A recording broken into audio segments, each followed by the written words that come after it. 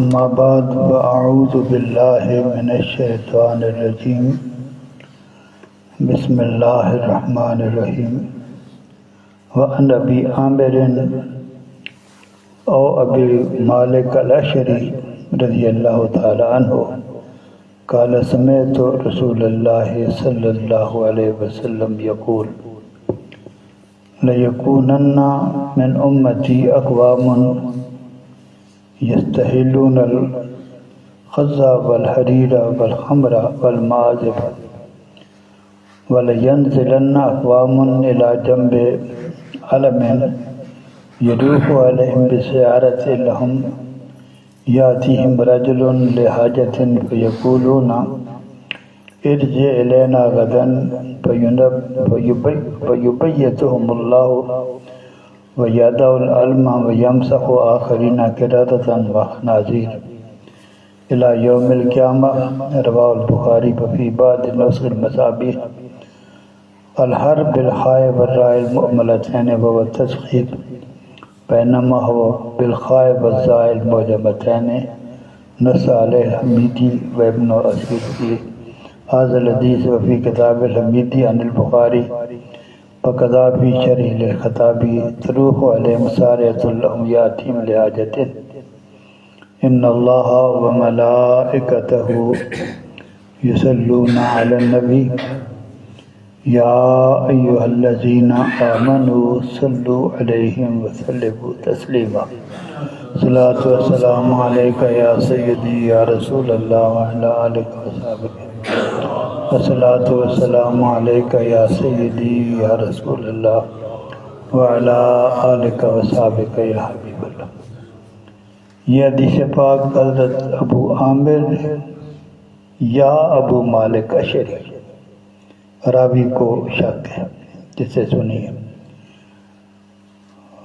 فرماتے ہیں میں نے حضور سر عالم صلی اللہ تعالی علیہ وسلم کو یہ فرماتے سنا، میری امت میں کچھ ایسے لوگ ہوں گے جو کچھ ایسی چیزوں کو حلال سمجھیں گے جو اللہ تعالیٰ نے حرام کیا۔ ان میں ایک خس ریشم کی ایک قسم ہے، پہلے اس کا ذکر کیا، پھر حریر وہ خالص ریشم کو کہتے ہیں۔ خز کو بھی وہ حلال سمجھیں گے، حریر کو بھی حلال سمجھیں گے، شراب کو بھی حرام سمجھیں گے، اور لہو و لعب کے جو آلات ہیں، کھیلنے کودنے کے، موسیقی کے جو آلات ہیں، ان کو بھی حلال سمجھیں گے۔ اور کچھ لوگ جو ہیں وہ سفر کرتے ہوئے ایک پہاڑ کے پہلو میں اتریں گے،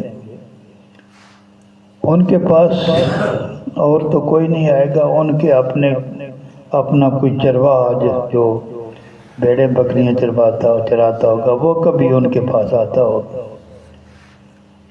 تو ان آدمیوں کے پاس کوئی ایک آدمی آئے گا اپنی حاجت لے کر، سوال کرے گا، اور وہ اسے کہیں گے آج چلے جاؤ، کل ہمارے پاس آنا، کل ہم تمہیں کچھ دو گے۔ تو اللہ تبارک و تعالیٰ، کیونکہ اللہ تعالیٰ تو نیتوں کو دیکھتا ہے، انہوں نے اور تو کچھ نہیں کہا یہ چلے جاؤ، لیکن جو نیت تھی ان کی، اللہ تعالیٰ تو اس کو دیکھ رہا ہے، وہ اس کو کچھ دینا نہیں چاہتے، ٹالنے کی کوشش کر رہے ہیں۔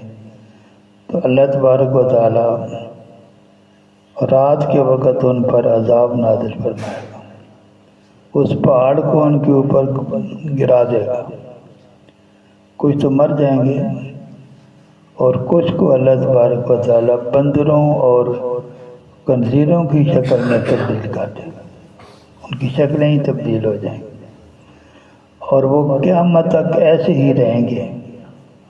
اللہ تعالیٰ یہ بھی کر سکتا ہے۔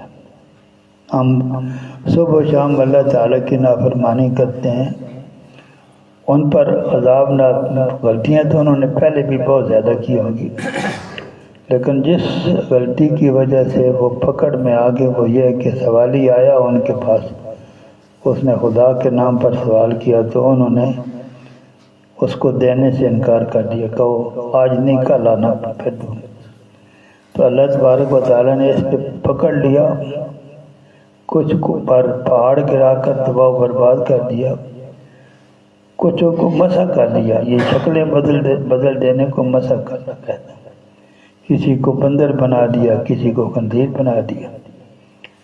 اس حدیث پاک کو امام بخاری نے روایت فرمایا ہے۔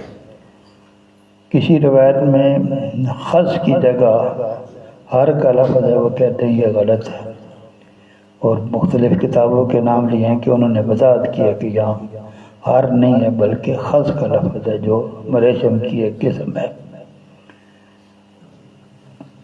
وعن ابن عمر رضی اللہ تعالیٰ عنہما قال قال رسول اللہ صلی اللہ علیہ وسلم اذا انزل اللہ بقوم عذابا اصاب العذاب من کان فیہم ثم بعثوا الی اعمالہم متفق علیہ۔ حضرت عبداللہ ابن عمر رضی اللہ تعالیٰ عنہما سے مروی ہے، فرماتے ہیں حضور صلی عالم صلی اللہ تعالی وسلم نے ارشاد فرمایا، جب اللہ تعالیٰ کسی قوم پر عذاب نازل فرماتا ہے، اللہ تعالیٰ کسی قوم پر عذاب نازل فرماتا ہے تو یہ عذاب صرف برے لوگوں پر نہیں آتا، وہاں جتنے ہوتے ہیں سارے پکڑے جاتے ہیں، جتنے ہوتے ہیں سارے پکڑے جاتے ہیں، اور پھر قیامت والے دن ان کو ان کے اعمال کے مطابق اٹھایا جائے گا۔ جو نیک ہوں گے ان کو نیکوں میں شامل کیا جائے گا، جو برے ہوں گے ان کو بروں میں شامل کیا جائے گا۔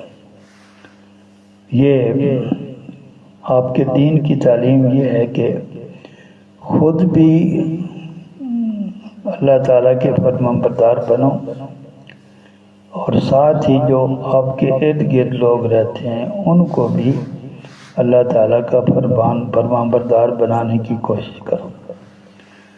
خود تمہارا سنور جانا کافی نہیں ہے، کسی آدمی کا صرف اپنا سنور جانا کافی نہیں ہے، اگر ارد گرد جو لوگ رہتے ہیں وہ سنبھلی ہوئی نہیں ہیں تو یہ تمہارے لیے عذاب کا باعث بن سکتا ہے۔ وہ تو پکڑا جائے گا اس نے برے کام کیے، آپ اس لیے پکڑے جائیں گے کہ آپ نے اس کی برائی کو ختم کرنے کے لیے کچھ نہیں کی۔ اس امت کی جو ذمہ داریاں ہیں، جن ذمہ داریوں کی بنیاد پر اللہ تبارک و تعالیٰ نے اس قوم کو، اس امت کو تمام امتوں پر فضیلت دی ہے، اللہ تعالیٰ قرآن حکیم میں ارشاد فرماتا ہے کہ کنتم خیر امت اخرجت للناس تأمرون بالمعروف وتنہون عن المنکر۔ جتنی امتیں ظاہر ہوئی ہیں تم ان سب امتوں سے افضل ہو۔ سبب اس کا کیا ہے؟ تم لوگوں کو نیکی کا حکم دیتے ہو، برائی سے منع کرتے ہو۔ اگر لوگ خود اچھے ہوں لیکن دوسروں کو برائی سے منع نہ کریں، نیکی کی ترغیب نہ دیں، تو یہ بات اللہ تعالیٰ کو بالکل پسند نہیں ہے۔ اس لیے جب بروں پہ اللہ تعالیٰ عذاب نازل کرے گا تو جو اچھے ہوں گے وہ بھی مارے جائیں گے۔ ہاں قیامت والے دن ان کی نیکیوں کی وجہ سے اللہ تعالیٰ ان کو بچا لے گا۔ تو اس بات کا خیال رکھنا چاہیے کہ پورے ماحول کو، پورے معاشرے کو سنوارنا یہ تمام مسلمانوں کی ڈیوٹی ہے، برائی کے خلاف۔ اس لیے حضور صلی اللہ علیہ وسلم نے فرمایا، تم میں سے جو شخص برائی کو دیکھے، ممکن ہو تو اس برائی کو اپنے ہاتھ سے ختم کرنے کی کوشش کرے۔ ہر کوئی آدمی ہاتھ سے تو ختم نہیں کر سکتا، اگر ہاتھ سے ختم نہیں کر سکتا تو زبان سے ختم کرنے کی کوشش کرے، اور اگر زبان سے بھی ختم نہیں کر سکتا تو دل میں تو کم از کم برا سمجھے، اس پہ تو کوئی پابندی نہیں۔ برائی ہو رہی ہے اور آپ اس کو دل سے بھی برا نہیں سمجھتے، مطمئن ہیں، تو اس کا مطلب یہ ہے کہ پھر آپ کے دل میں ایمان نہیں ہے۔ برائی کو صرف دل سے برا سمجھنا، برائی کو صرف دل سے برا سمجھنا، زبان سے بھی کچھ نہ کہنا، ہاتھ سے بھی کچھ نہ کرنا، فرمایا ذالک اضعف الایمان، یہ ایمان کا کمزور ترین درجہ ہے کہ آپ برائی کو دل سے برا سمجھ رہے ہیں۔ ہم تو برائی کے زندہ باد کے نعرے لگاتے ہیں، برائی کو دیکھتے ہیں زندہ باد کے نعرے لگاتے ہیں، ایمان کہاں ہے پھر؟ تو حضور صلی اللہ تعالی وسلم نے ارشاد فرمایا کہ بروں کے ساتھ ایک بھی پکڑے جائیں گے اگر تم بروں کو سیدھے راستے پر لانے کی کوشش نہیں کرتے ہو۔ یہ حدیث پاک متفق علیہ، امام بخاری نے بھی اس کو روایت کیا، امام مسلم نے بھی اس کو روایت کیا۔ وعن جابر رضی اللہ تعالیٰ عنہ قال قال رسول اللہ صلی اللہ تعالی وسلم یبعث کل عبد علی ما مات علیہ، رواہ مسلم۔ حضرت جابر رضی اللہ تعالیٰ عنہ سے مروی ہے، فرماتے ہیں حضور صلی اللہ تعالی وسلم نے ارشاد فرمایا قیامت کے دن ہر انسان کو اس حالت میں اٹھایا جائے گا جس حالت پہ وہ مرا تھا۔ نیکی کی حالت میں مرا تھا تو نیکی کی حالت پہ اٹھایا جائے گا، بدی کی حالت میں مرا تھا تو بدی کی حالت میں اٹھایا جائے گا، اسلام کی حالت میں مرا تھا مسلمان بنا کر اٹھایا جائے گا، کفر کی حالت میں مرا تھا تو کافر بنا کر اٹھایا جائے گا۔ خاتمہ جو ہے اس کی، جو آپ کا خاتمہ ہے، زندگی ساری زندگی آپ اچھے کام کرتے رہیں، جب موت کا وقت ہے تو برے کام شروع کر دیں، جب عزرائیل آئیں تو آپ کسی برے کام میں مشغول ہوں تو وہ جو آپ کی حالت ہے وہی کاؤنٹ ہوگی قیامت والے دن۔ اس لیے آدمی کو اپنے خاتمہ بالخیر، کہ ہمارے بزرگ تو یہ ہم دعا مانگتے ہیں اللہ تعالیٰ خاتمہ بالخیر فرما، اس کی بڑی اہمیت ہے۔ آپ ساری زندگی، ممکن ہے یہ عین ممکن ہے کہ آپ ساری زندگی نیکیاں کرتے رہیں اور جب پھر آخری وقت آئے تو آپ کا کوئی برا کام جو ہے وہ آپ کی قسمت کا بیڑا غرق کر دے اور آپ برے کام شروع کر دیں، اور اس حالت میں جب موت آئے گی وہی کاؤنٹ ہوگی آپ کی حالت جس حالت میں آپ پہ موت آئی۔ وعن ابی ہریرہ رضی اللہ تعالیٰ عنہ قال قال رسول اللہ صلی اللہ تعالی وسلم ما رأیت مثل النار نام حاربها ولا مثل الجنت نام طالبها، رواہ ترمذی۔ حضرت ابو ہریرہ رضی اللہ تعالیٰ عنہ سے مروی ہے، فرماتے ہیں حضور صلی اللہ تعالی وسلم نے ارشاد فرمایا جو دوزخ ہے، لوگ دوزخ سے بھاگتے ہیں، دوزخ کی جو ہولناکیاں ہیں اس کا جب تصور کرتے ہیں تو بھاگنے کی کوشش کرتے ہیں، اور اللہ تعالیٰ نے ایسے انتظامات کی ہیں کہ لوگوں کو دوزخ سے بھگانے کی ایسے حالات پیدا کرتا ہے کہ لوگ دوزخ سے بھاگ جائیں، لیکن حضور صلی اللہ علیہ وسلم نے فرمایا میں نے ایسا نہیں دیکھا کہ جن کو دوزخ سے بھاگنا چاہیے وہ سو گئے ہیں۔ جب انسان پہ کوئی مصیبت آ جائے نیند آتی ہے؟ نیند نہیں آتی۔ دوزخ کی سختیوں سے بڑی سختی کون سی ہے؟ دوزخ کی سختیوں کو سمجھ کر کوئی سونے کی کوئی گنجائش ہے؟ کوئی گنجائش نہیں ہے، لیکن دوزخ کی سختیاں بہت زیادہ ہیں، لیکن اس کو جانتے ہوئے بھی جن کو اس سے بھاگنا چاہیے وہ سو رہے ہیں، یعنی غفلت کی نیند میں ڈوبے ہوئے ہیں۔ اسی طرح جنت ایسی چیز ہے کہ ہر کوئی اس کی طرف دوڑتا ہے، اس کی خواہش کرتا ہے مجھے یہ مل جائے یا مل جائے۔ تو اتنی خوبصورت چیز، انسان جس چیز کی خواہش کرتا ہے اگر وہ بہت زیادہ خوبصورت ہو، بہت زیادہ مفید ہو تو اس کی طلب بہت کئی گنا بڑھ جاتی ہے۔ تو جنت کی طلب سے بڑھ کر کس چیز کی طلب ہوگی؟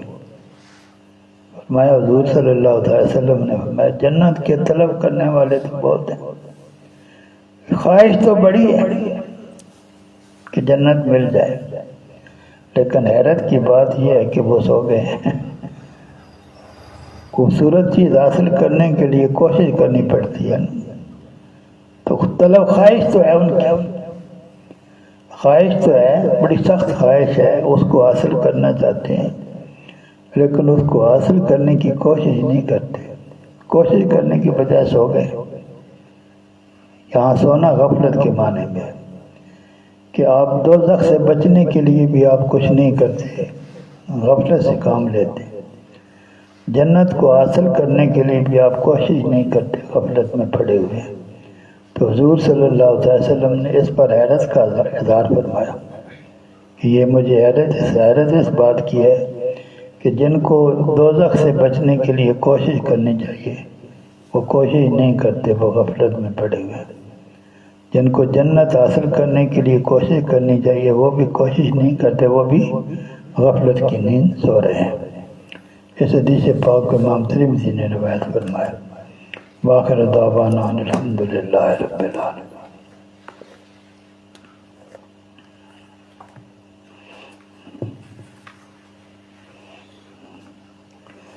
روزے کا حکم، شرطیں اور فرض. یہ فرض ہے، اپنے وقت میں ادا کروں گے تو کہتے ہیں یہ ادان فرض ادا ہو گیا. اور اگر وقت پر ادا نہیں کیا تو قضا کرنا بھی فرض ہے. آپ نے رمضان کا روزہ جو آپ کے ذمہ فرض ہوا، وقت پر آپ نے وہ روزہ رکھ لیا تو فرض ادا ہو گیا. وقت پر اگر ادا نہیں کیا تو بعد میں قضا کرنا بھی فرض ہے. اور یہ کن لوگوں پر ہے؟ 4 شرطیں جن لوگوں میں پائی جائیں ان پر روزہ فرض ہو جاتا ہے. وقت میں ادا کریں گے تو ٹھیک، وگرنہ قضا کرنا ان پر فرض ہوگا. پہلا اسلام. اسلام کسی کافر، اللہ تعالیٰ کسی کافر سے کسی بھی عبادت کا مطالبہ نہیں کرتا. کبھی قرآن یہ نہیں کہتا کہ اے لوگو نماز پڑھو. جب نماز کی بات آئے گی اے ایمان والو نماز پڑھو. روزے کی بات آئے گی اے ایمان والو نماز پڑھو. کیونکہ ناس میں تو سارے آ جاتے ہیں. تو جب کسی عبادت کا حکم دینا ہو تو اللہ تعالیٰ یا ایھا الذین آمنوا فرماتا ہے، ایمان والو. تو جو مسلمان ہوگا اس پر روزہ فرض ہے. نمبر 2 عاقل، عقل میں کوئی خلل نہ ہو.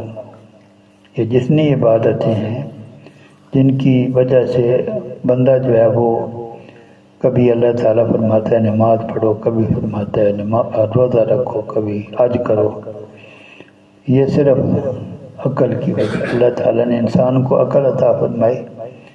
یہ عقل کی وجہ سے انسان جو ہے وہ اس کی ڈیوٹیاں لگتی ہیں. جو عقل سے محروم ہے ان کو اللہ تعالیٰ عبادات کے لیے نہیں کہتا. تیسرا بالغ ہونا بھی روزے کے فرض ہونے کے لیے شرط ہے. جو نابالغ ہے اس پہ کوئی عبادت فرض نہیں ہے. وہ جو ہے نا وہ اسے کیا کہتے ہیں، مکلف نہیں ہے. جس سے اللہ تعالیٰ مطالبہ کرتا ہے کہ یہ کام کرو اس کو مکلف کہتے ہیں، اور جس سے مطالبہ نہیں کرتا اس کو غیر مکلف کہتے ہیں. بچہ غیر مکلف ہے، جس کی عقل خراب ہو جائے وہ بھی غیر مکلف ہے. اور چوتھا جو ہے وہ اگر کوئی آدمی کسی ایسے ملک میں رہتا ہے جو مسلمانوں کا ملک نہیں ہے تو اس میں اس کے لیے اس کو یہ پتہ ہونا بھی ضروری ہے کہ روزہ فرض ہے. اسلامی ملک میں رہتے ہوئے یہ شرط کو نہیں ہے. آپ اسلامی ملک میں رہتے ہیں تو یہ سمجھا جائے گا کہ آپ جانتے ہیں کہ روزہ فرض ہے. یہاں اگر آپ کہیں گے مجھے پتہ ہی نہیں تھا تو یہ عذر مانا نہیں جائے گا. لیکن کوئی آدمی کسی ایسے ملک میں رہتا ہے جہاں مسلمانوں کا ملک نہیں ہے تو وہاں کوئی آدمی کہتا ہے بھائی مجھے تو پتہ ہی نہیں تھا کہ روزہ فرض ہے، تو اس کا وہ عذر مان لیا جائے گا. تو انسان مسلمان ہو، عاقل ہو، بالغ ہو، اور اگر یا تو وہ اس مسلمانوں کے ملک میں رہتا ہو یا اگر غیر مسلم ملک میں رہتا ہے تو وہاں اس کو یہ علم ہو کہ روزہ مجھ پہ فرض ہے. یہ 4 شرطیں پائی جائیں گی تو روزہ فرض ہوگا۔